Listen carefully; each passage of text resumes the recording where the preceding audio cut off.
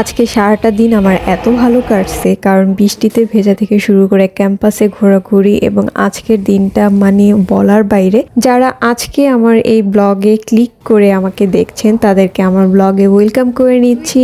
আমাদের ক্যাম্পাসে কিন্তু রাত দিন নাই, শিয়ালের যখন মন চাইবে তখনই তারা ডাকাডাকি করবে। এবং একটু আগে আমি যখন সুইমিং পুলের ওদিকটায় গেলাম তখন দেখলাম অনেকগুলো শিয়াল ডাকতেছিল, এবং আমি একটু ভয়ে ছিলাম যে এরা কি আবার সুইমিং পুলের আশেপাশে আছে কিনা। পরে দেখলাম যে না, তারা মনে হয় অন্যদিকে চলে গেছে, কারণ আবার অন্য এরিয়া থেকে আবার তাদের ডাক শোনা গেছে।